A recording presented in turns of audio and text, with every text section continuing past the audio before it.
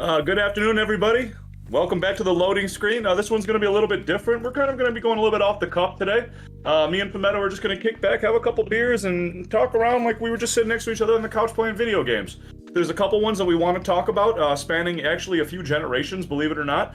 Some new, some old, but all great as usual. That being said, we don't have any guests anymore. We're just kind of talking just back and forth for a little while, kind of reconnecting with one another, through the pandemic and trying to touch base with each and every one of you. So that being said, Phemeto, why don't you go ahead and start us off today, buddy?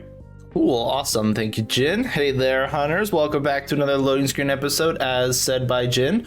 We're going to be discussing all things video games today, not just Monster Hunter. We will probably start out with Monster Hunter, though, because I'm sure that's what most of the people are here for anyway.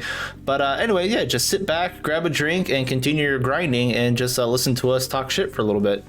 So, Jin, I was going to say, what are you drinking today? Because you went and got beer. I'm drinking Rolling Rock. This is a delicious beverage. I don't know if you guys have ever had this before. I started drinking this beer, gotta be like 18 years ago. Delicious one, right when I was underage. It's smooth, man. It's smooth. It's not classy in any way, but is it like an ale, a pale ale, IPA? What is it? It's a pale ale. It's okay. Extra pale. Extra pale. Extra white. Extra pale. Says extra pale on the can right there. Gotcha. It's the pumpkin spice of beers. I like Belgian wits, which are spelled white, and so it's like it's white beer. It's white people beer.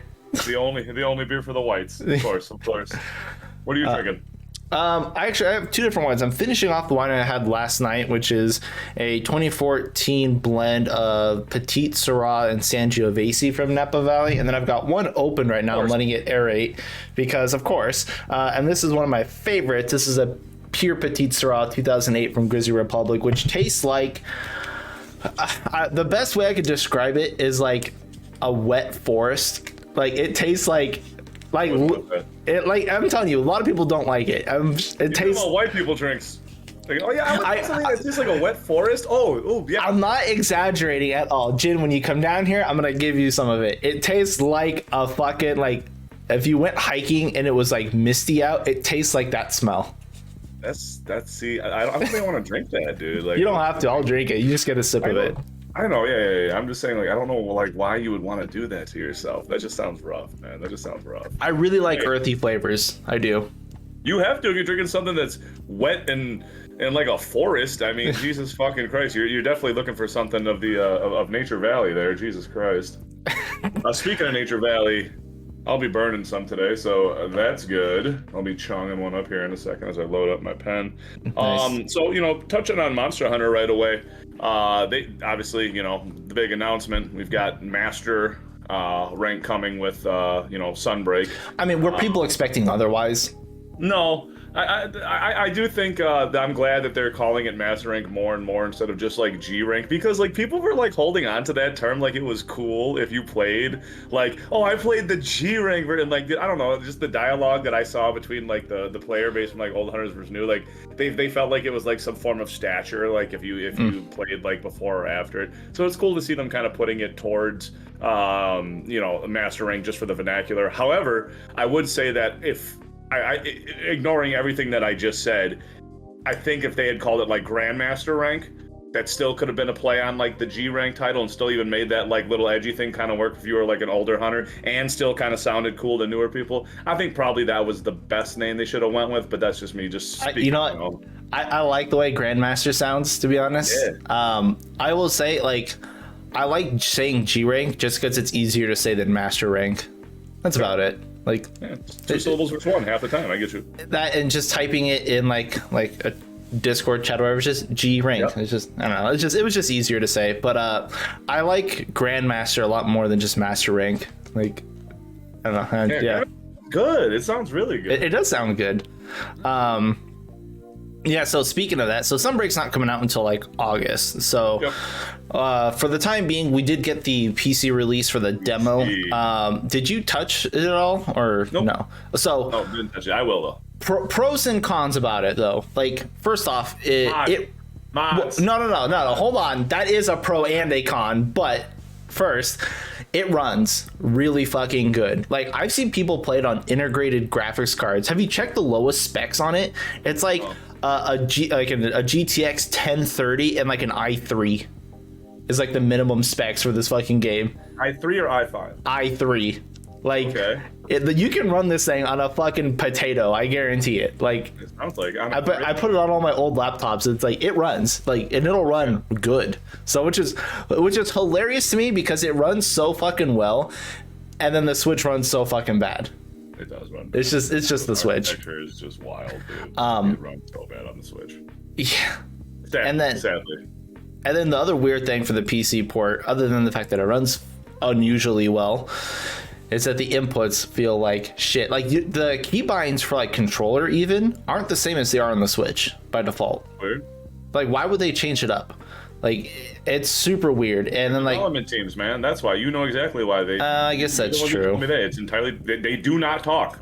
They do not talk. The other development teams do not talk. They're like, we'll shoehorn this into this, and we're gonna make Lunastra do Lunastra things, and here we go. Like, this is, make it work. All right, put it together. Yes, the start button. You're the start button people. You're the Lunastra people, and then you're the end screen people. Then, boom. I mean, it is like how it is. Like, they just everyone do your one thing, and we'll put it all together and see what happens. And then no, they don't see what happens. They go, this is the product. Oh yeah, there's no testing. I forgot. They're just like, here you go, Testing. we're done. Screenshots of each other, like, hey, we made Lunastra. We don't know what it does yet. Good luck. And then like, obviously the mouse and keyboard controls are atrocious. They're so bad. Have you seen just the big meme around Gunlance's Wyvern Fire? Yeah, Like, Titus showed it. yeah, I was like, what the fuck is that? Like, how are you supposed to press 3 buttons on your fucking mouse? Like, yeah, you gotta like fucking gorilla knuckle it. Like, I don't know. Like, they're like, hey, we heard you guys really like playing claw on the PSP, so we're gonna make you do that on keyboard. Yes, enjoy the claw on your mouse yourself. Where you're just like, Yeah, it's fucking weird. what a move, dude. What a move. The other things going on, if you haven't seen for the PC version of the Rise demo, people are already modding / cheating in the demo for runs. Like, they're already doing like fixed spawn locations, lowest life rolls, and God knows what else. Like, I've seen people put in like armor skills on your equipment, but obviously it doesn't show on the demo set. Nope. So that's totally hidden. Sure. So I was like, God, like, it's only the demo. We're already in this fucking shit show. Like, it's such a joke. I can't believe it's already like this. Yeah, it's tough to like really try to say from a competitive standpoint that like the playing field's even one you'd want to step onto, right? I don't. I don't want to. That's why I stepped away from World. It's fun to like think about like, oh man, I can't wait to play this game, because the game at the core is absolutely wonderful. Like, there's some really cool stuff in it. The gameplay is absolutely incredible. But then, you know, if you're looking at like, what am I going to get out of this? You know, so, you know, instead of just investing like time for, you know, time's sake to just, you know, play something to bypass time and have, you know, quote, fun. You know, quote, like, fun. yeah. Out of it. Yeah, exactly. So, you know, to like get out of it and like really enjoy something at a bigger level and talk about it. If they're like, hey, I became number XYZ against, you know, this competition kind of thing. There's just so much rampant abuse. And we knew it was going to be bad. And like, I think as PCs now have like gotten onto this, I don't think it's ever going to go back. No. For Monster Hunter, like they're like newer stuff and better cheats are coming out sooner. Does that make sense? Mm-hmm. Like, from what I've seen, like, it's just coming out faster and faster. Like, yeah, they already got this, dude. I'm sure they already have like literally everything at this point. What, like, anytime I see Aster post like, hey, yeah, so I was looking through the files and I just found X, Y, Z, and it's like, well, here it is. Like, they've got everything already. They're ready to do whatever they want. And I'm okay with it for like the cool mods. Like, I like the cool ones, like the spawn drop ones. I like those. I like I don't like the hidden moves. I don't like that at all. That's just cheating. Well, and that's like, the thing that really bugs me is that I'm okay with a lot of mods just to, you know, even the playing field out a bit and make it so we're not just grinding for RNG nonsense. Yeah. But it's like it's because of there's so many like weird AI changes and other things you could do on top of that. It makes you just want to be like, it's an all or nothing. Either you're going to be playing with no mods, so play on the fucking Switch or something. I mean, Switch has cheats too, but not as extensive. And then, or it's like, or you just assume and make sure everyone knows, it's like, oh yeah, all PC runs are fucking AI modded and like they're more tool assisted runs. They're not actual speed runs.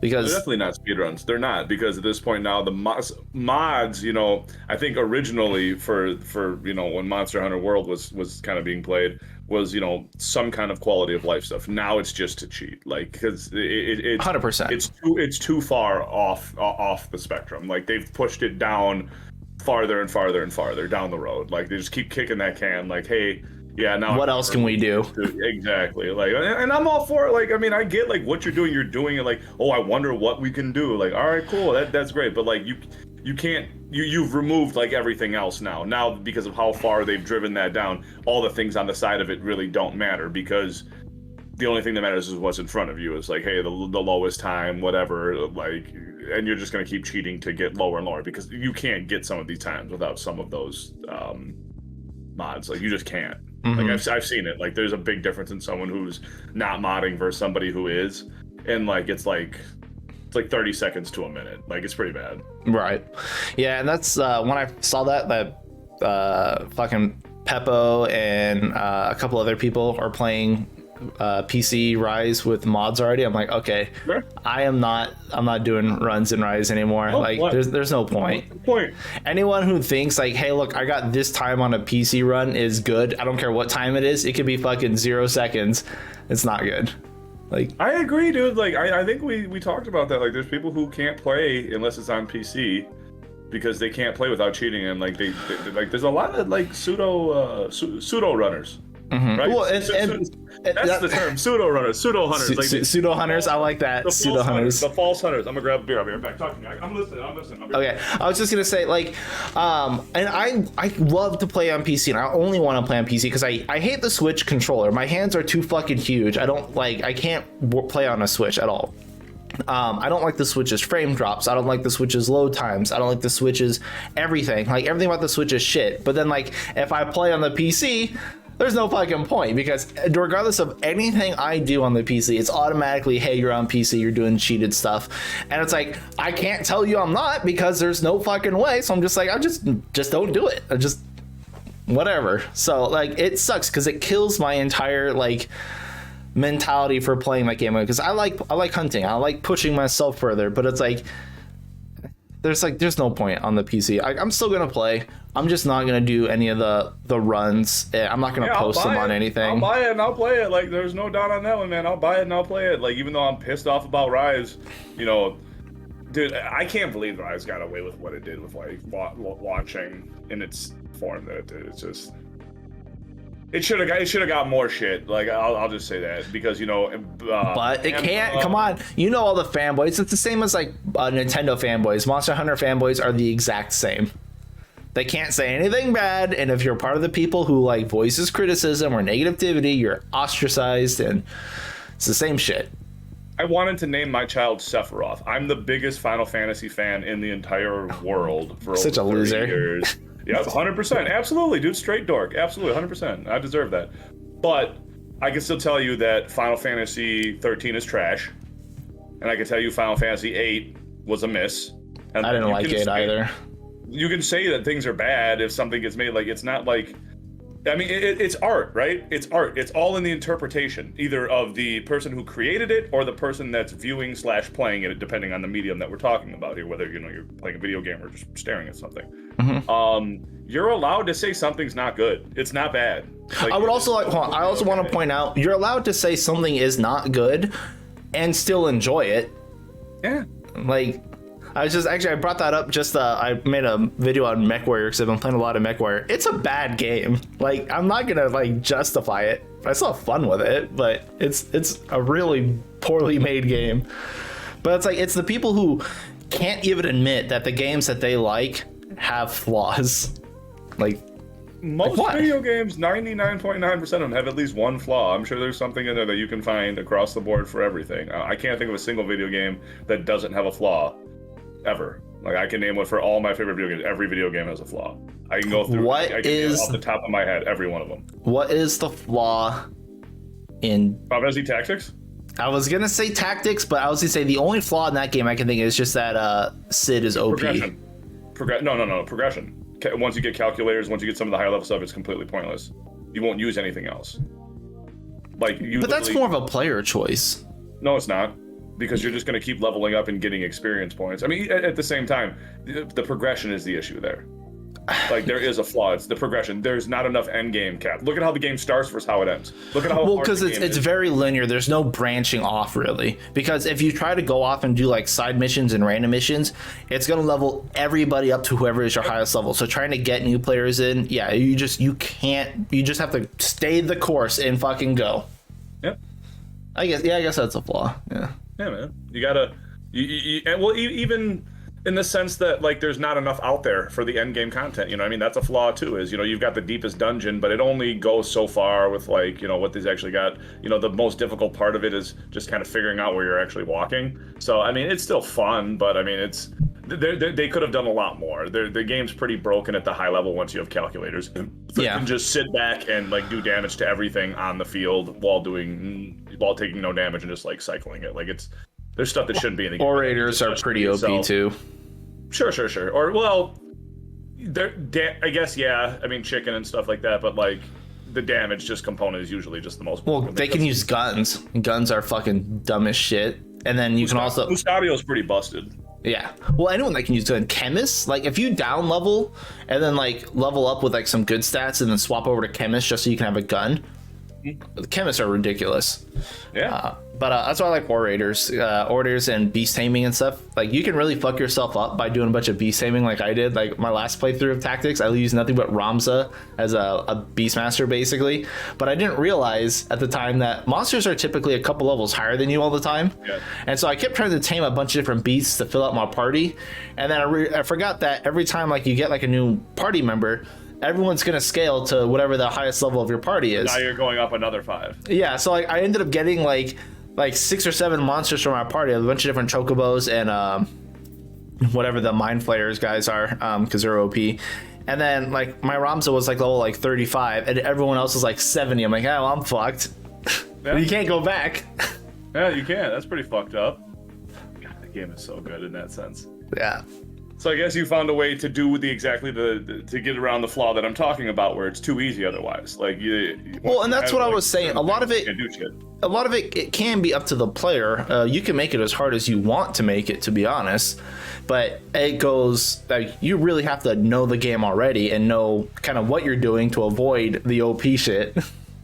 True, but then you're limiting gameplay and you're altering gameplay, which is not what you want to do. True. I'd rather have something be balanced, so I can use everything and, you know, tangibly identify what's good, what's bad. You know what I mean? Have you know, like, metrics for stuff. You know, ways to numerically value what's good and what's bad. So I don't know. Some of that stuff is just so far off the fucking scale that you can't, like, I mean, you said it yourself, TG Sid, like, it's absolutely stupid. Like, he shouldn't have been in the game. I mean, He should be in the game, but not as a player. you have to put him off to the side, because, like, okay, Sid, you're Thunder God for a reason. Can't have gods on the battlefield. Just stay off to the side, man. You could literally up his hit points and then make him, like, an optional boss, and he might be able to beat your whole team. Because depending on how much damage you can do, he'll just sequentially just break through everything, and then once you've got all your gear gone, what are you gonna do? And he's got Leech Sword too, the night sword, whatever. Yeah. Yes. So stasis everybody, just leech, stop, like, I don't know, just fuck everybody. Yeah. Or the Thunder Strike, which is just like, you're dead, you're dead, you're dead. Yeah, he multi-hits too. Like I said, the only time, like, he does, like, single targets when it breaks certain things, like the shell bust stab and all that. But, like, I mean, his stuff's AoE attacks. He's just so fucking strong. No. Thunder God Sid, what a fucking G. The game's so good. Let's finish talking about Monster Hunter. Let's see what else. So we already know from the leaks that there's Monster Hunter, the next one. I don't know what it was coded as in Esther's release, like Monster Hunter 6 or whatever the fuck it is, like the next one after Sunbreak. Oh, I didn't. I must have missed that. Is that for sure, like, already in progress, or? I swore that's what I read from his thing, that he said that there was another team working on the next thing. I mean, that would make sense. I always have 2 teams working on games, but okay. I wonder when they're going to officially announce that. Probably not till after Sunbreak.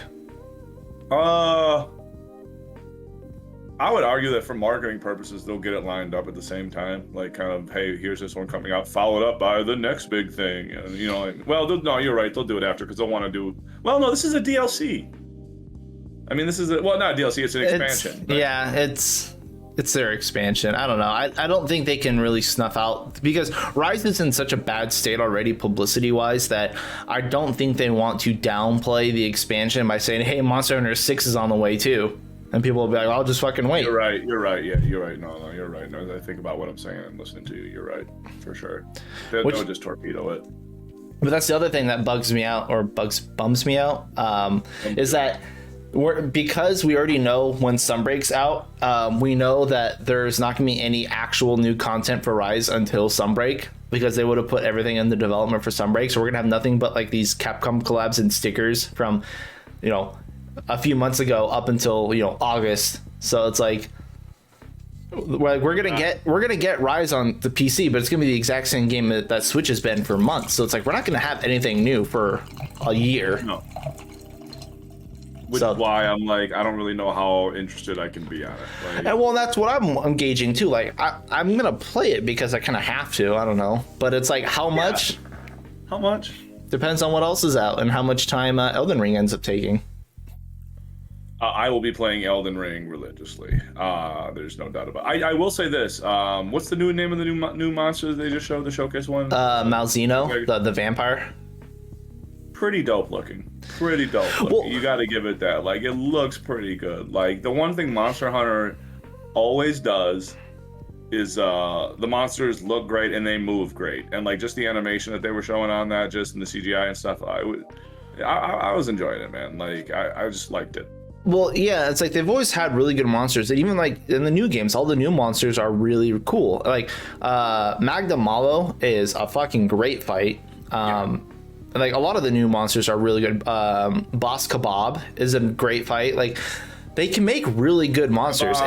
And so like that's like one of the only things I really get excited for like, you know, Sunbreak and Monster Hunter expansions and stuff is more new monsters. Not so much the returning monsters because they're usually like the new ones. So, Astra told us before that this is going to be more of a Western yokai themed, whereas like Rise is Eastern yokai themed. Yep. So we're going to get like a vampire, which is very much Western mythological stuff. I'm just actually curious, what other like concept of a monster do you think they could bring in if they're going to continue like this whole Western theme thing? Kraken. Oh, a Kraken? Well, okay, so we had Nakarkos in GU, which was a big squid already. I don't know if they could do a Kraken without water combat. That would be really sick, though. A land octopus? Yes, they could, bro. That was in fucking Legend of Zelda. Of course they could. Little Octoroks? Octoroks. Easy. Okay, I did not think of Kraken at all. Kraken would be kind of neato. For sure. I would get behind that. Like a land Kraken that's just like spitting up dirt and shit at you. Like, that'd be easy to animate for what they got to. Like... Well, you say that, but then they also didn't include like insects in world because they said it was too hard to animate. And like Lagiacrus, like they're like, oh no, we can't animate the neck. They're retarded. Like they didn't make Hex. Like when they didn't make Hex in charge of the entire division, I knew that they were retarded. Like it was just that simple. I'm like, Hex knows more than all of you and is 10 times as talented as any of you, and you guys are. Have you talked to Hex? I don't know what he's been up to. Nah, man. Yeah, so that cat was usually pretty busy with like real life stuff. He had his shit together, so he was running like 2 businesses. He got into a job where like he was able to kind of get it set up where he was working X amount of hours a week, and like he got it down to where like he told him like he could do it basically based off like the workload kind of thing, where he was like working very few hours and like getting like 10 hours of work done, so to speak, because of like how the job like was just kind of stationed and how qualified and how easy it was for him to do. So it was like, you know, probably like some type of data entry or something involving, you know, numerical values and computers and et cetera, et cetera. Yeah. But yeah, that's what he was working on. And I know he had a significant other, and I know he was like a big family dude. So like he probably just was kind of getting all his shit together and kind of just working hard and kind of stacking that paper. Yeah, okay. I haven't heard from him in like literally since like Iceborne. So I mean, he could have got cancer and died too. I mean, that shit either way. Like, I mean, I'm just assuming that he's okay. I wish him well. Yeah. Speaking of people leaving, I heard Arati talk to you. He talked to me too. Yeah. Yeah. So, for people who don't know, Arati was pioneering Ice, the community edition for Monster Hunter World, and he's done a lot of mod work for like Generations and Rise and stuff too. He does a lot of stuff, and he's going to be stepping away. He didn't really specify why. He's just getting out of the. I don't know if he's getting out of gaming and the industry in general, or just like putting his shit together and getting his life together. I don't know. Yeah. He said he's getting his shit together, and he's kind of stepping back to a lot of these guys. I mean, I think at some point they probably realize how fucking talented they are. They're like, listen to this, I'm making fucking unicorn penises for fucking fat fucks in their mom's basement while I could be making fucking trillions of dollars sitting out of Silicon Valley doing half the shit that these motherfuckers do that aren't even fucking qualified for it. And I mean, that's gotta be frustrating at some point. You know what I mean? Like, that really does. They see the work that they put into, like, all kinds of shit that are, like, high-level mods and all kinds of quality of life stuff for thousands of people. And then they see, like, unicorn dick mod, like, 8 million downloads. And you're like, what is wrong with you people? You know what I mean? And they're like, what? Yeah, that would get to me, too. That would get to me instantaneously. I'd be mad as hell. Like, you fucking basement-dwelling goof troop motherfuckers. I'd be like, God damn each and every one of you for not knowing. I'd be fucking pissed. So, like, I get it, man. Like, I get it completely. I get that kind of frustration.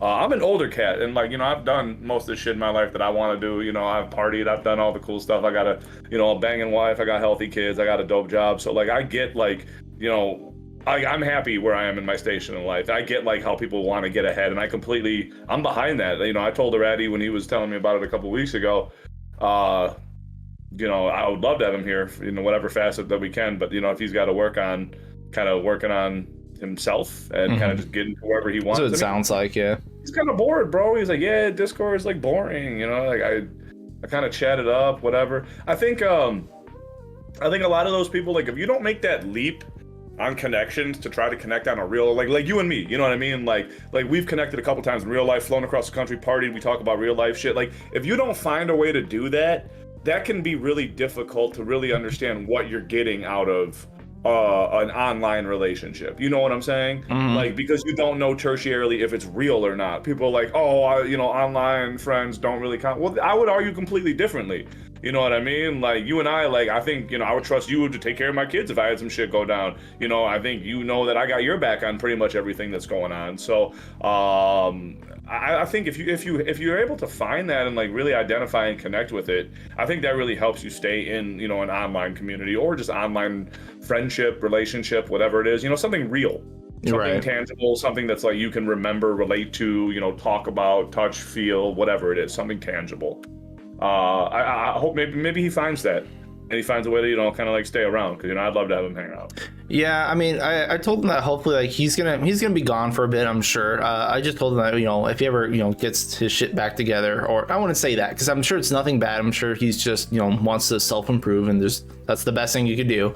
That just whenever he wants to, hopefully he comes back and reaches out, like not even fucking gaming related, just keep in touch, man, because they're already super cool. But and I get 100% what you're saying, like especially if you don't, it seems super weird to say, but like if you don't like go into voice chats or talk to people, outside of just like your little, text to, Discord stuff, then like you really don't make those connections. Like, so like it must feel fine, like just being able to leave communities and stuff, especially when you're not really attached to anyone in there.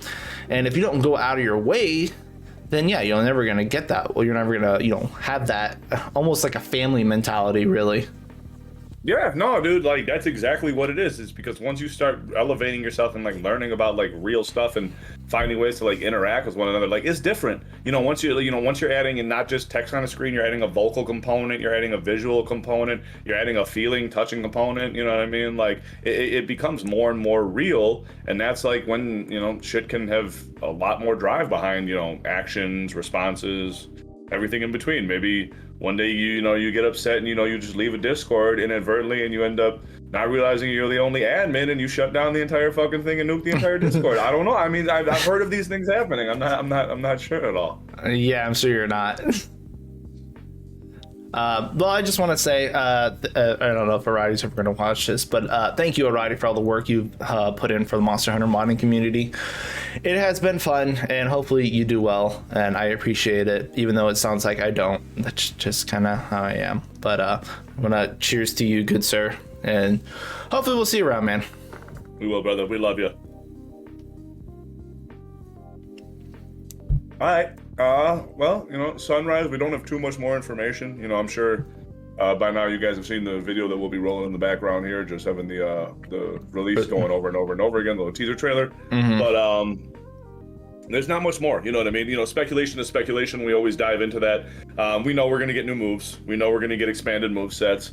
The only thing is, from a competitive standpoint, even if we're even hoping that there's some level where it's not going to be just a fucking playing field full of potholes and landmines and cheating. There has to be something outside of just waiting for the cooldowns on your abilities. Like, it just got to be something a little bit deeper, and whatever it is, or maybe more intricate. They gotta push the needle over a little bit more, just to make it like beautiful and enjoyable on the sense of like how World was. Like, World really was. World was so big. Good because it was so bare bones and people didn't like that, but it was so simple. And because I don't know if it's because it's a leap because from like 4U and GU to like World, of how like different the game was, everything felt so brand new. Like, it was crazy. And then you go to like Iceborne, which they made a big mistake with the claw, but it was but then they continued on with Rise, which Rise just felt like World but with more strings attached, literally more strings attached, and then it doesn't feel new anymore, and that's kind of the disappointment. Like, Rise wirebug stuff, it is very much like either you're using them all the time on cooldown and that's the most optimal way you can play your weapon, or they're shit and you don't use them at all, and then it's like, well now I'm kind of bored because everyone's power is behind their silk bugs and we have all these tools and they're all useless tools. That's exactly right. It's all silk bugs or nothing, dude. When you're talking about it with Rise, World, I guess I didn't realize this until now, as you're saying it, but I know World talked about it in one of the interviews that I read with the developers. They worked on World to make the world the important part, like the environment. That's what they specifically said. They wanted this to be the focus, and I feel like the world for World, that sounds so dumb to say out loud, but the world for World. Yeah, the world that you're actually in when you play the game. Now, as I've played Rise, there really was something about World that kept me immersed in it. Because when I think about okay, what's a good level look like? I don't think about the shrines and stuff of Rise or any pseudo swamp and half of a forest with a river on the side and some shrubbery. I think about like the coral areas in World, man. I think about those areas right away. I think about oh man, just some of the crystal caverns that look just like Dark Souls, Ancient Forest, and that fucking awesome map. I don't think about Ancient Forest at all. You literally cut me off. I was about to be I do not think about Ancient Forest. That one is not on there actually. But even the barren desert areas and falling into the sand pit, when watching the Diablos go down, and then the little area on the side over there with the water. I don't know, man. It seemed like there was just more going on. I don't know. Well, yeah, because there's also a lot of little endemic life and creatures around. There's a lot of just life in that world compared to Rise, where the maps feel pretty empty. Other than you got these really fucking annoying 3 small monsters in these zones where the big monsters are, and they all just gang up on you. And yeah, World did have that very special map layout where everything felt very natural and more, I want to say immersive, but kind of very immersive. Yeah, they did feel good. And I was actually really hoping that they would come back with the underwater combat, which I know everyone fucking hates when you bring it up. But if you didn't play 3U, the maps felt so much more real and interactive because you could just swim under some spot and cut across the map swimming, or chase a monster down that dove in the water. You don't have to wait for it to do a fucking transition or whatever. The maps felt more user friendly and they were just really good. I know nobody liked the combat, but I think just for making better maps, I would love to have us get at least swimming back. Maybe you can't fight underwater, but the being able to just jump in water and like, you know, I don't know, fucking go somewhere. I don't know, it makes stuff feel good. And the maps, traverse. Yeah, no, I get it. yeah, the maps really do, like, it's half of Monster Hunter. Monster Hunter is there's only two parts of Monster Hunter. You have big fighting monsters and the maps. That's all the game's fucking loading. And so it's like, if you do like the maps bad, then, you know, half the game's bad. Yes. There's only two components that they focus on. That's it.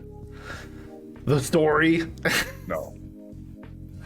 The story for Monster Hunter is worse than the story for Pokemon, which is already bad. Like, both of their stories are condensed, or like literally like 3 paragraphs. There was a fleet, they got fucked up. There was another fleet doing some other shit. They probably got fucked up. We haven't heard from them. This other fleet, you're the new fleet. Now you just... Well, it's more like, hey, this is a land full of monsters, but these monsters are acting strange. Oh, they're acting strange because of that. Go kill that. Yeah, that thing's the reasoning for it. Yeah. Find the reason. And then Pokemon's just like, hey, these guys are up to no good. So your 10-year-old self, go kill all these guys. It's people who are like, all right, so here, let's talk about that. I think we got through like most of the Monster Hunter stuff. All right, let's talk about Pokemon in a couple ways. So first off, there's 2 things happening with Pokemon right now. This is where I think we probably will be hanging out and having the big thing popping up for Pokemon Series 11. We can kind of talk about what's actually going on in Series 11. So Series 11 is showing up in about a week now. November. It is going to be, November 1st through January 31st. It is going to be the official competition format for the next 90 days. And it's roughly what they did a couple months ago, back in January. Was it January of this year, February of this year, sometime around then? I actually took rank 24 in the entire world during the series. Yeah, so I ended the season rank 24, got in the top 30 report, felt pretty good about it, and this format's a really, really fun one, in the sense that there's a lot of powerful things that can just like kind of be blown up and exploded.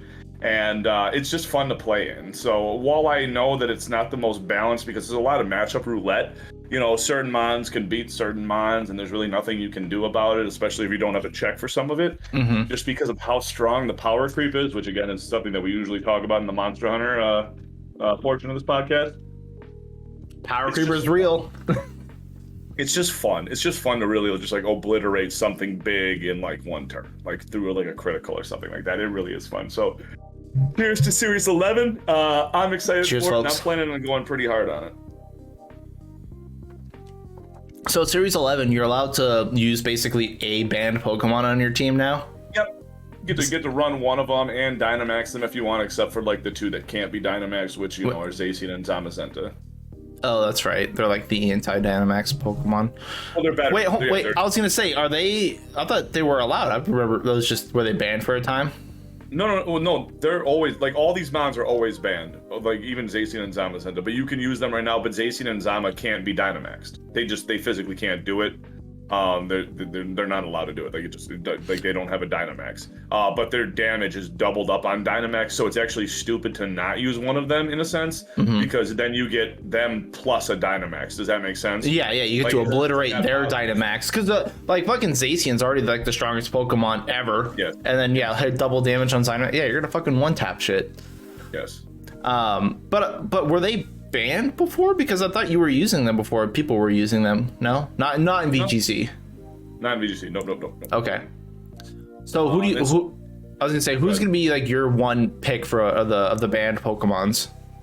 So I can tell you right now, it's really easy for the tier list on who's like the best. I mean, you're looking at Calric Shadow being one of the best ones, basically just because their ghost typing allows them to not be faked out. Their speed's like 1 bajillion. They're going to be faster than arguably anything on the field, and their damage is through the roof. And their signature move, Astral Barrage, hits both opponents, which is just absolutely dumb. You also have things like Zacian, which I just talked about. When it jumps onto the field, it automatically gets a +1, which is the opposite of Intimidate to its attack. So it's just automatically hitting everything for, a Gorillion damage. And then when you combine its typing, Fairy and Steel, like it's OP typing.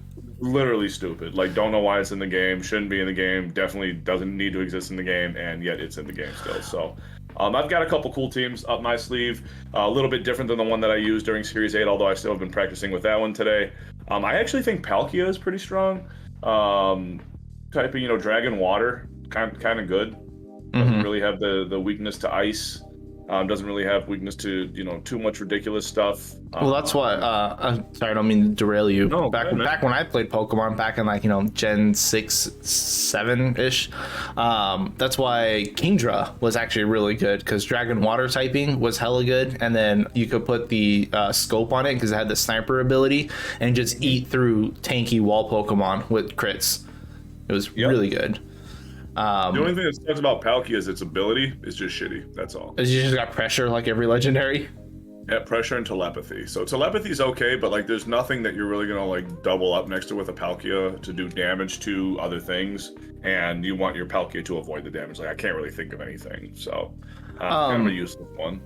Do you get to use like held items or mega? No, you don't get to do megas and VGC, No, do you? No. But everybody's got a held item. The one thing that I wanted to touch on too, now that you brought up VGC, you use the term again. The new games that are coming out for Pokemon, they're not going to have the competitive stuff on it. They've announced nothing on it yet. Oh, like the remasters for? No. Nope. So I've seen no reason to buy it because the only thing I would want is some of the new Pokemon that they've got. Are they gonna have? Oh wait, are they gonna have new Pokemon? Yes, they do. They already announced a couple of them. New Arcanine for the first time in a No, while. are you talking about for Legends of Arceus? Or are you talking about for the Diamond Pearl remakes?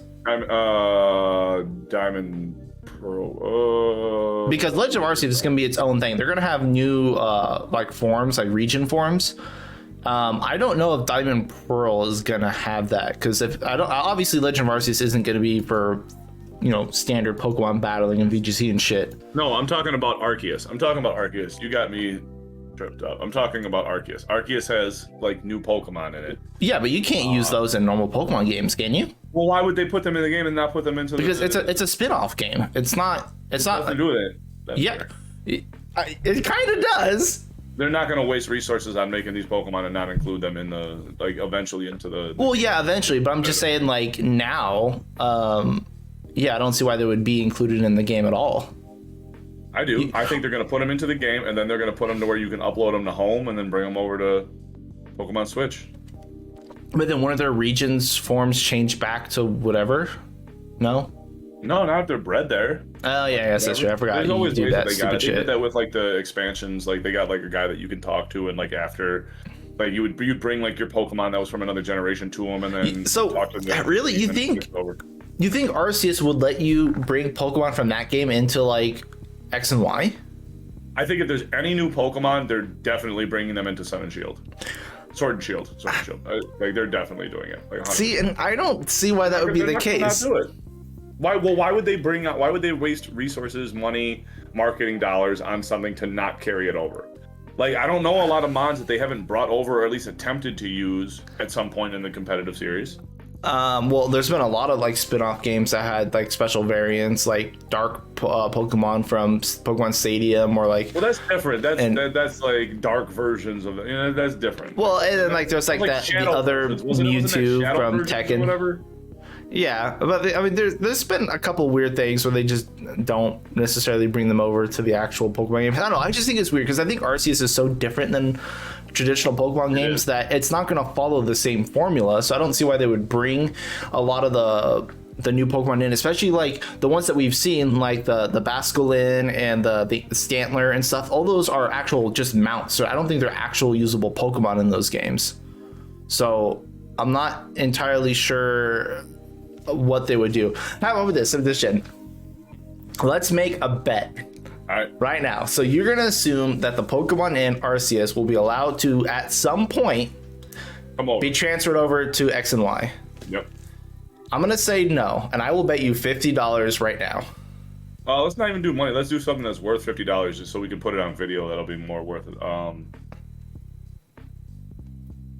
I will buy. Wait, hold on. When does Arceus and Diamond Pearl remakes come out?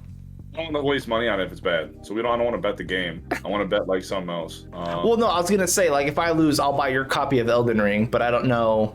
All right, yeah, let's do that. Loser buys Elden Ring, but I don't know when it comes out. Yeah, I don't know when those Pokemon games come out. We'll think of something. We'll figure something out. All right, we'll bet on that though for sure. Okay. Sure.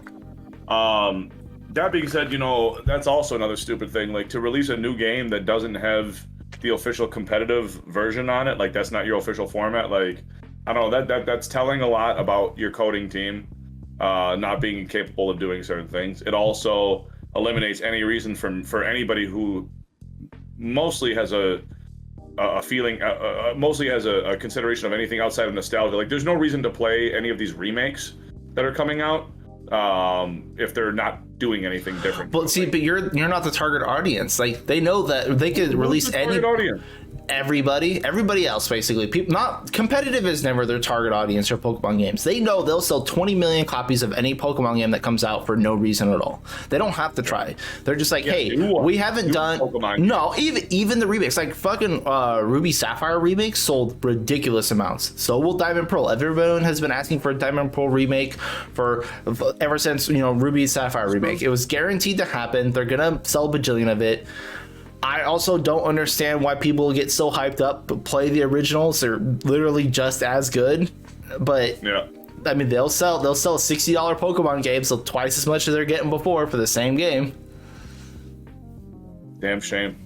I mean, damn shame. That's what it is. It's a damn shame. It's crying. It's a freaking crime. Yeah. I mean, I wasn't expecting, Diamond Pearl to bring anything to the competitive scene other than like a move trainer, which is typically what they do. Yeah. Which might shake up some things for sure, but that's literally all the remasters have ever done. They add like a move tutor. Well, we're gonna hope because they need something to do to keep people involved. Pokemon's gonna need some kind of little like upsurge. I mean, what they could do is, these new Pokemon they're making plus some of the Pokemon that they didn't bring over, they could bring them over to to the new gen. Like I'd love to get Slaking and Dynamax him. That'd be scary. Oh, dude, that would be incredible. Just start. You do Slacking and Galarian Weezing, yeah. No Truant. Yeah, no Truant, and you just fucking smacking shit at 160, just hitting this shit. Just mega punching for God knows how much stab damage. Ugh, nasty. You just blast everything, dude. Yeah, that'd be terrifying. Speaking of the other Pokemon games, though, I was actually one of the people who was really adamant on dude, Legends of Arceus looks really good. It's different. I've liked Pokemon that does different things. Okay. And then the more they show of that game, I'm like, I don't really like this. You're like, oh, I thought this was gonna be way better. I thought it was gonna be different, and then it looks like it's like a 10-year-old game. It looks like it does. Texturally, the textures are super fucking shit. They are. How did they? You look at Genshin, who copied Breath of the Wild and did it right, and then you look at this and you're like, how did you make it so bad? Because anyone that makes Nintendo games, I don't know if it's still Game Freak or the Nintendo company, they put no effort into Pokemon games. Come on, there's no effort. They don't have to. I saw the trees and I was like, oh. I saw the rocks and then the floor and then just everything. The textures are terrible. Yeah. And I don't know, the more I see of that game, I'm like, this just looks really fucking ugly. People are telling me, you're always so mean about video games. No, I'm just old and I know that there's no reason for something to be bad. You can't make a bad product. It's okay to say a bad product is bad. You can literally do that. I was come on, we've been gaming for 30 years. If we've been gaming 15 years ago, and we see a game now hey, that looks like what I played 15 years ago. There's something wrong. Kids these days are but it looks fine. Yeah, but you weren't gaming 15 years ago when we had shit like that. It doesn't look like it's anything different. It looks old. It looks really old. It's fuck. Yeah, the maps and stuff for Legends of Arceus look like Quake maps or something. I don't know, they look terrible. When I saw the character just running, I was just like, what the fuck? I'm like, why does this animation look like this? Looks the worst. This looks worse than Toy Story, and Toy Story was made literally 20 years ago. I'm like, Jesus, I guess it's not a $3 million company like Pixar, but at the same time, no, it's a bajillion-dollar company. Pokemon is the most expensive franchise in the world. Oh, well, there you go. Now you've got it. They've got the money to do it, and yet they're like, nope, we're gonna hold on and sit on it. Pokemon is worth more than Disney, dude. Who is sitting on all these Pokebucks? Dude, I don't fucking know. Like who's running games? Because Like, it's the Pokemon company. It's not. It's not like yeah, Nintendo. But, like, it's. there? Like, I don't know. Like, is there a real life Giovanni? Dude, Like, there just might running be. the Pokemon company just like from the scenes, because like I've never thought about that. Like, who are like because there's a couple names out there that you can recall, and there's a couple like faces behind stuff, but like you never really hear about behind the scenes. Outside of like the head guy who's like, yeah, you guys send us these dumbass ideas for Pokemon, just shut the fuck up, like stop sending us your bad ideas. Like everyone in the world has an idea for like a water grass type or something stupid, like just stop suggesting it. And but you never hear about it, like where this money's going or like who's getting it or making money, because if it's bigger than Disney, who is getting these Pokebucks? Because it's definitely not going to the artists or the technicians, because the Pokemon, like the designs, like if you look at the new ones for the new expansion, the designs for the DLC signature mons, they're literally not done. Like they're literally not done. Like you literally like right now, I want you to make sure that we're loading, that you're showing both Spectrier and Glastrier right here, so we can literally know and laugh what we're talking about. The horse. How they're not. Look at them. They're not done. Like they're literally not done. Like if you look at Blender, you look at any type of thing that you could tell, like, oh, they forgot to add the final layer, they forgot to load in whatever. Like it's bad. So yeah, just I want to know who's got all that cash. It's going somewhere. It's going into someone's pockets for sure. But who? You never hear about it. Yeah, I don't know. We don't hear. It's weird actually. They bring it up. They don't hear about anything like behind the scenes of making Pokemon games or Pokemon movies or shows or anything like that. You don't hear about Pokemon at all. Like they just they bring out stuff and like, here, buy this stuff, and that's it. That's all you get for Pokemon. They just license it out, dude, and they're like, yep. And they're like, all right, who's your point of contact? It's like Jeff. Call Jeff. He's the guy that you want to talk to, and like there's no one else you've ever heard about from the Pokemon company outside of like that guy. Mm-hmm. That's wild, dude. That's wild. Let's see what else. Elden Ring. Elden Ring. Elden Ring. So, first and foremost, like I said, Elden Ring is a special game to me because I think it has the potential to be like the greatest game that's been created yet. When I think about Dark Souls and I think about RPGs and difficult games and how all that kind of gets mishmashed together, and then you combine good writing from the original Game of Thrones, Fire and Ice stuff, it's pretty fucking good combination there, man.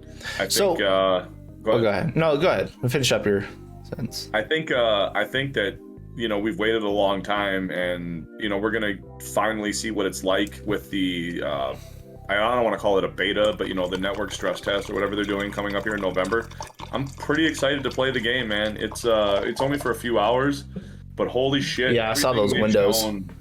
Dude, it looks incredible. Like the game looks incredible, and whatever facet we get to explore this world in, they said in the translations of the interviews that the one thing they wanted it to be is they wanted it to be more about the journey instead of it being like from like point A to point B. They want you to like get lost in the journey, kind of like you did in the original Dark Souls game with how the world was interconnected. So now you've got like a hub, and then there's open areas that you can go to, but I guess that those can be interconnected, which is supposed to be kind of the big thing for me, and that's really all I'm looking for. If I can get like another place where like I can go from world 1 to world like 4 through like a lava passage that doesn't exist unless I like push some boulder onto a dragon's head or something like that, like whatever it is, like it just I would really enjoy that kind of shit, man. I'm really hoping I get to see like some stuff like that play out. And the gameplay, I don't think they need to do much. It's Dark Souls gameplay. It's gonna be top notch. Like, yeah, they know what they're doing. They make it hard. There's gonna be shit that pisses. If whatever reviewer reviews this game and says something stupid like it's too difficult, like they just did with like Metroid, which I just saw, like they should lose their job. Wait, people said Metroid was too difficult? Dread? Yeah, Metroid Dread. Like a ton of reviewers were bitching about how the game's bad because it was too difficult. They were like, so I spent 6 hours learning how to defeat this first boss, and then the next one basically had nothing to do with the first one, so I had to basically relearn another boss all over again, and it seems like such a time sink and so stupid. And I'm like, this is why you don't watch game reviews. So fucking just stop. I'm just like drooling out of my face. I'm like bleeding out of my ears like a fucking Pokemon cartoon. I'm just like, what? Who gave this person a job? Like, I have no idea. I've heard nothing but good things about Dread. Like my brother, who's like really big into Metroid, says it's probably the best Metroid game. Like, so it's just like Super Metroid, except better bosses. And I mean, I guess you get like some dialogue. I don't know if I'd say better story. I mean, I guess it's better story in the sense that there's no story in Super Metroid that's like really spoken.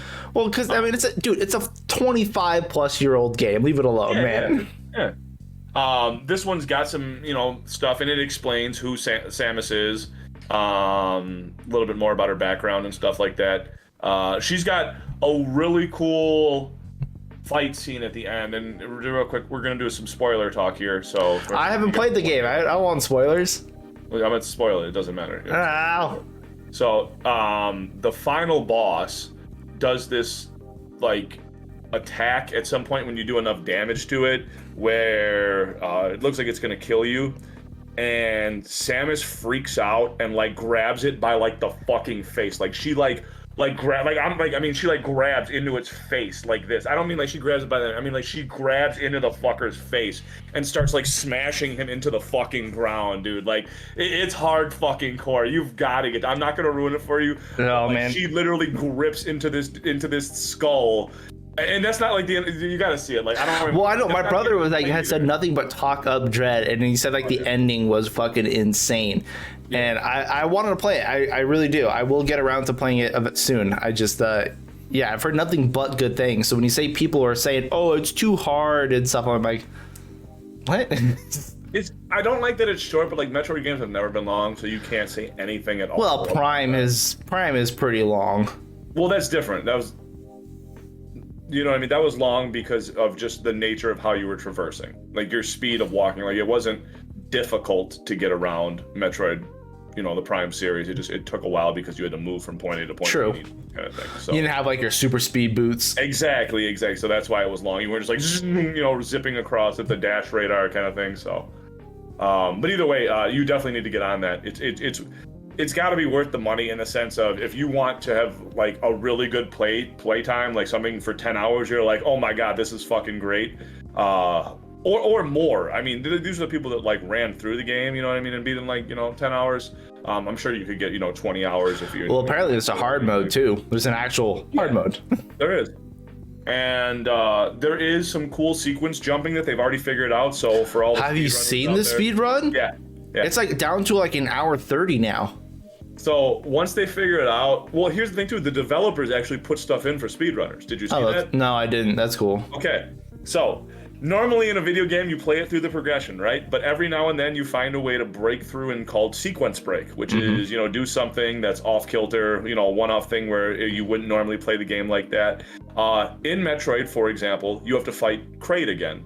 Normally it's you got to do a bunch of damage. There's lava. The early alt kill Kraid. Yep, so what you do is you go get the bombs first for the morph ball. And there's actually a hidden block while you're fighting Kraid on his little pillar there, that if you shoot it, it turns into a little thing that you can roll into the morph ball in. You roll into it, and it puts you into a cannon that shoots into one of the holes in Kraid's stomach where the bugs are coming out of, and you just start laying a bunch of bombs and exploding over and over and over again inside of him, and you kill him. That's crazy. So they put that in for a sequence break for those who are like, hey, if you guys really want to try to play the game harder and you can get this kind of shit done, here's something to reward you. So pretty fucking cool, man. That is cool. I like when developers do that shit. Anytime you reward someone for doing something that's difficult in a video game, I think that's pretty cool. I think that's just really, really good. I don't get these people who just want games to be easier. Well, actually, I do get the people.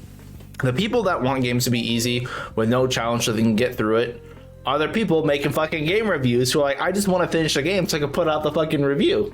Yes. Those are the only people that complain about any difficulty in any game. Yep. Nobody else cares. No, we want hard games. We don't want to just breeze through something. You might want to so you can review it for your content.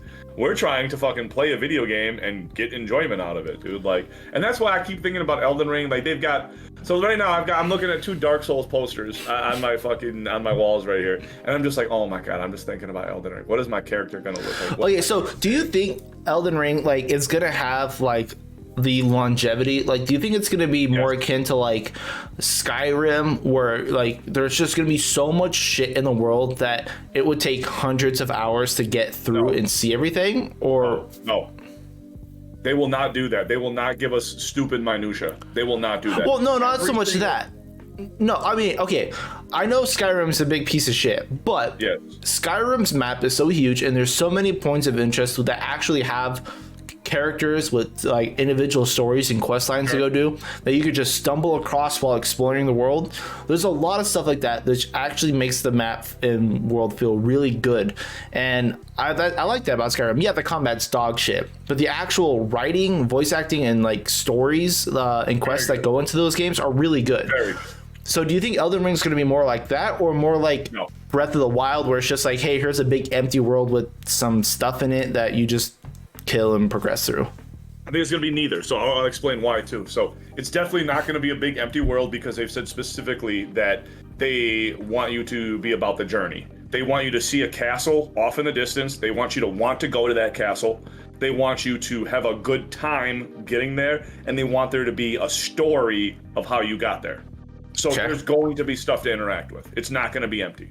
It's not going to be. But I don't think it's going to be a million things and a million points at all. I do not think that in any way, because in every single Dark Souls and Bloodborne game, every single mon, every single item, every single placement, every single strategically word, placed. Exactly. Every dialogue that they put in the game, every item that they put in it, every description on the lore, all has a specific purpose. Whether it's to be vague and touch on one thing, I don't think it's going to be a million small things. But if you're talking about a bunch of expansive areas with a bunch of different stories that are going on and things that somehow interconnect, I could see that. Like, if you think about Dark Souls, the expansions, right?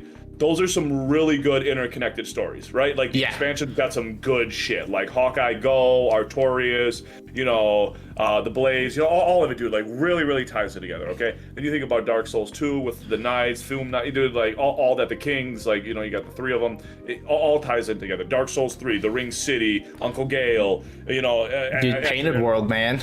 Exactly. It all ties in together. Mm-hmm. They have shown they have the capability to make these small worlds within the world that actually impact the overall lore. You don't think about how much, the Painted World and Gale interact with everything, but they're actually the most important part of the entire story of Dark Souls. Like, Uncle Gale is the painter is so fucking important. The painter is the most important thing, because that's literally what's going on. Like, that's the true artist of the entire world in deciding what's going to occur next. Like, dude, it's, oh my god, Dark Souls 3. At the end of time, there was just Uncle Gale who hunted down everything, dude. Like, and then Uncle Gale, dude, when he's like, "Give me your thing that your Dark Soul," dude. Like, he's just fucking good dialogue, just good fucking dialogue.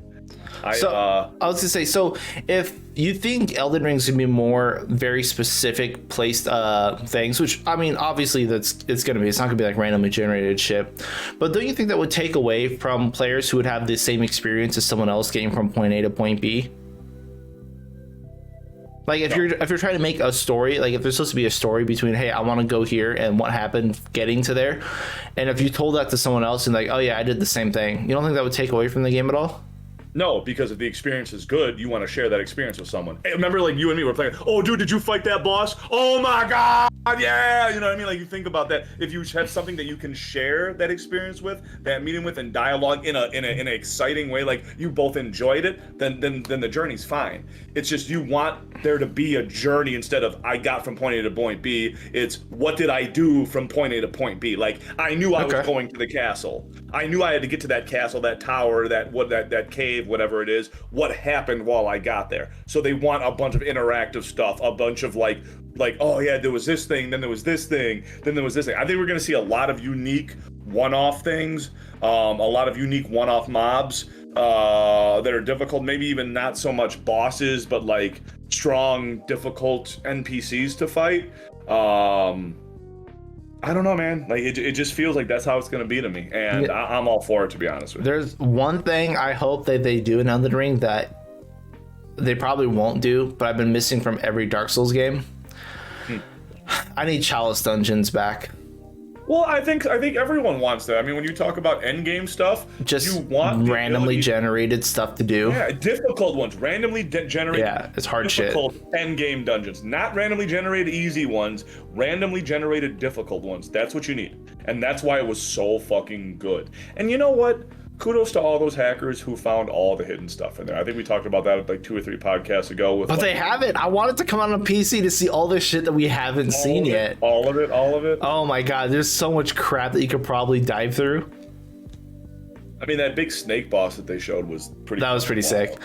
But I'm like, I wonder how many people will be able to like generate specific chalice dungeons with, you know, God knows whatever tools will be made for Dark Souls 3 if it comes out. I'm not Dark Souls 3, Bloodborne when it comes out on PC, if it comes out on PC. Like, I'm sure there will be chalice like creation tools, like dungeon creators. And how much cool fucking shit you could do with that, and how much just prolonged content you could have fighting all sorts of random funky shit. Yeah. I want that in Elden Ring. I want, like, I know the game's gonna be big, it's gonna be huge, open world, it's gonna be fun, it's gonna be the best game ever. I just really like post game I can do whatever I want shit. And Chalice Dungeons was that. Yes. I need something to do to progress. Like I need like something to. I need a carrot on a stick. Does that make Yeah, exactly. Yeah. Well, that's how I play games. I can't just play a game to have fun anymore. Like I've ruined my gaming experience. I've ruined 100%. Yeah. Absolutely. I need something to chase. I need a goal. I need, even if it's a made up goal. Like I'm playing the new Poe League, and I've played Poe for 7 fucking years. Yes, you have. But I've never gotten to level 100. I'm still not doing that. Fuck that shit. But I've never killed Maven, which is like one of the last bosses. I've never done that. And that's like the only thing I want to do this league is kill Maven. And it's like even stupid shit like that. It's like I need a goal for me to get somewhere. Because if I didn't have that, I'd be like, why am I playing? To grind faster? I'm grinding to grind faster for what? There's no end game purpose. Yeah, you got to see something. Yeah, I want to do something. Little beacon of hope, just hanging out over there. Yeah. I don't know what kind of character I'm gonna play in Elden Ring. I guess I'm gonna have to see like what they got. Like we don't know. Jin, I haven't talked to you about Dark Souls very much, have I? Like, I mean, first, you need to play the Convergence mod because for Dark Souls 3, if you're looking for something to tie you down for the Dark Souls until Elden Ring comes out, especially since it's delayed now, Convergence mod overhauls the entire game. Whole new bosses, all new equipment, all new everything. It's a different game. I can. So you stream it and fucking let me watch you play it. And then when I play Dark Souls games, I always play the same fucking character because I'm a fucking loser. It's a dagger and a bow. That's all I get. So that's what I'm doing with Elden Ring. I'm gonna have a dagger in my offhand. I use magic, so I don't care. You're gonna love Convergence mod. There's like 14 schools of magic. And I'll use every one of them. I'll use all of them all the time. I like magic, but I prefer dagger and bow. Like You can use a dagger with magic. you can. That was actually okay. So that's why magic's so good. It's like there's no reason to not use it. yeah, I guess. There's no negative to using that because you can just infuse your weapon. Like there's no negative. Like there's no negative. Just HP and magic. Bows are cooler. Magic shoots better. I guess. I said Dark Souls 2 had something full cool with archery. Maybe they'll do something cool. Great bows are cool. They're very cool. I like great bows. Dark Souls, that triple bow that.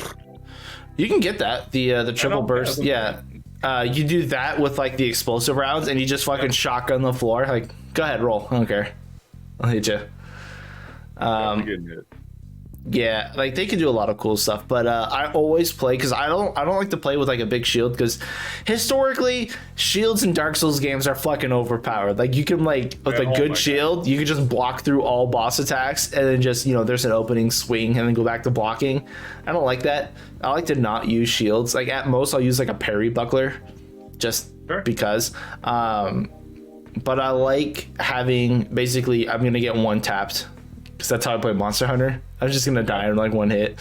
So I like Glass Cannon. It's so fun. Yeah, casters I like that too. But I think casters you can use shields. You can. Yeah. But I'm all about the just don't get hit. It's Dark Souls, man. Just don't get hit. Just stop getting hit. The boss is easy. Just don't get hit. Stop being bad. So I'm gonna do that in Elden Ring. Are you gonna play Magic then in Elden Ring? Yeah. But I'll probably do like magic and like up close fist glass cannon. Like same thing like you, but like I can throw a bunch of shit at you, and then when you get close, like I just parry your thing and punch you in the face. Like that's literally all I'm gonna do. And I'm gonna be like you, no hit points, just rolling, all endurance, like all stamina. All stamina, yeah. And magically punching and countering, and like that's it. Like it's gonna be great. I'm really excited for it. Like I'm gonna play it like I'm like Full Metal Alchemist. It's gonna be fucking dope, dude. Like it really will. So why do you think it got delayed? Did they say why? They just said, hey, it's not done yet, or what? It was very vague in the tweet. I'm sure we can post it right here. Specifics, if I remember right on it. In fact, I should probably just pull it up. I mean, it was only postponed a month, which isn't terrible, but... They said... Elden Ring release on the 25th as the depth and strategic freedom of the game exceeded initial expectations. So what they're telling me is you're nerfing a bunch of shit. Yeah, they're like, yeah, we planned on making some shit that's not done. Like, that's it. Like, we gotta figure out how to cut this content. Like, that's what that has to be it. I would not be surprised if they did that and then re-release it as DLC going forward. I know it sounds scummy, but honestly, I can't say anything bad about FromSoft because all their DLCs have been fucking good. DLC is great. It's always worth it. There's never been a DLC for Dark Souls or Bloodborne DLC is maybe it's one of the best DLCs I've ever played. Like I think one of the other ones was like Dragon Age Origins, the Awakening. That was probably that's maybe one of the best DLCs I ever played in my life. Because you get such an expansive story, such an expansive outlook on what it is, and like it just added so much like branching storylines and shit. Like it's pretty fucking dope. Yeah, I don't know. Old Hunters is ridiculously good, and how much story it filled in. Oh my god! Now you get to understand a little bit why everything's going on that way. Yeah, Old Hunters is crazy. I need Bloodborne on PC real badly. I need to play again. I don't have a PS4 anymore. I left it with my sister when I moved, so I don't have any means to play the Elden Ring beta, unfortunately. I signed up. Hopefully no, I don't. You can't get a PS5. Come on. If I buy you a PS5, will you just Venmo me the money back? Maybe. Like I can get you. I just literally got a PS5 for the dude I work with, like literally like 4 days ago. I'll look and see if I can get one, but if not, I'll DM you. But I can literally get it for you. I don't really have a reason to get a PS5 because there's nothing. Jen, you know how I feel about Demon Souls. Demon Souls, stop. Nobody's playing Demon Souls. It's worth it. It's worth. It doesn't matter if you're the only person in the world playing Demon Souls. I know. Okay, look. I know Demon Souls is a great game. It was a great game when it came out on PS3. It's a good game. It's aged a little bit. I'll give it. For sure. It's because it was a super clunky game, but they made it much better for sure. My only gripe is I don't want to get a PS5 just for Demon Souls, and I know Horizon's coming. You're gonna play Elden Ring on it too. I'm gonna play it on PC. Well, and it doesn't launch in February on PC at the same time, does it? Mm-hmm. Oh, that's kind of fucked up. Yeah, I was like, I'm not fucking playing it on console. I'll play it on PC, man. I'm definitely gonna play it on PS5 though. I need to play it. But no, you gotta play it. Shit, it's fucking the link you sent me has it right here. I'm fucking stupid. Yeah, it says release date: PS4, Xbox One, PC, PS5, Series X. Like, it's right there. Yeah, play it on PC with us, man, so we can do some co-op shit. Same day PC, man.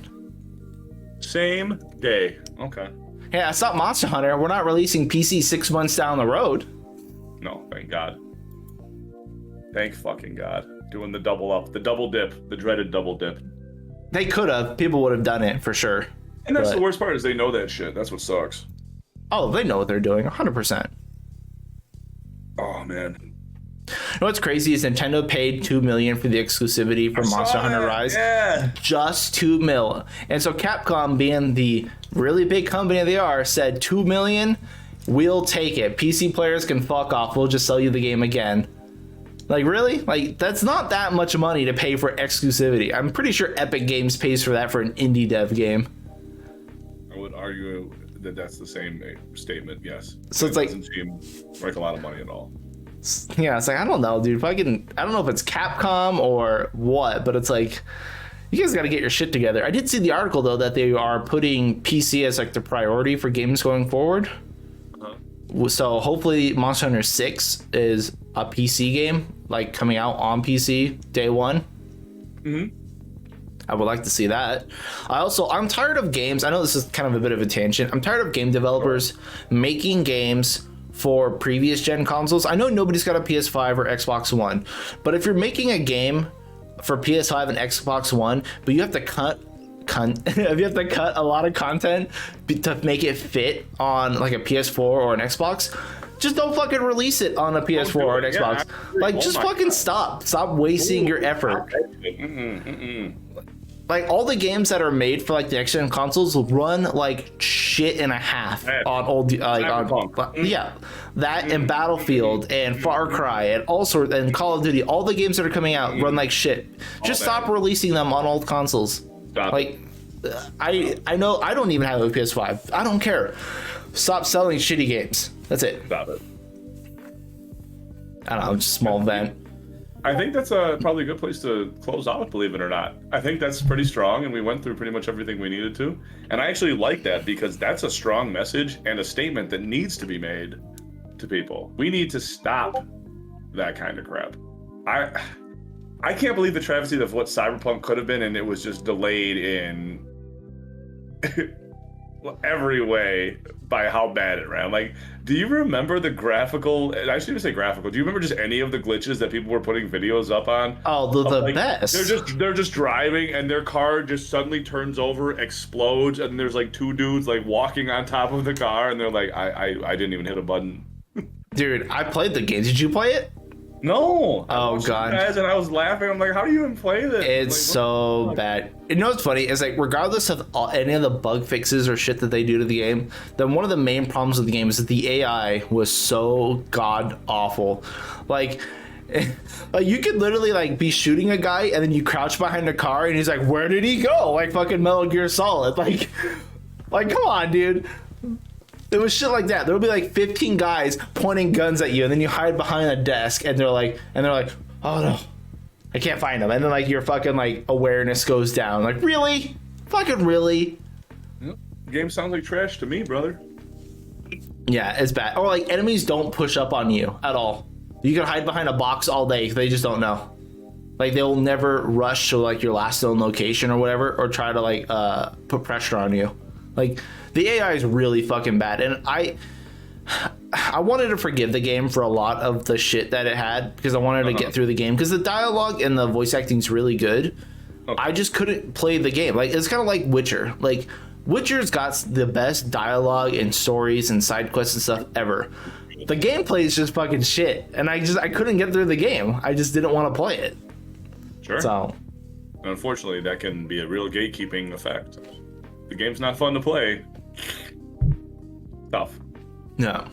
So, okay, that is a good part to end this here. So, thanks for hanging around, Jen. Always appreciated. Hey man, thank you for having me, and thank you everybody for watching. We really appreciate you. I'm sure you, if you're watching now, you've probably been here for a while, or maybe this is your first time watching. We're just two dudes who like to drink and talk about how good video games are. We really do love them, no matter if we're talking about, the minutia of how rough it could be or how it could be better. But we really do get excited about everything, and we hope to see you next week. So you'll be seeing us every Saturday, kind of uploading and getting this up, and putting it up on Sunday, and we hope to see you next week as well. Have a good day. All right, peace, guys.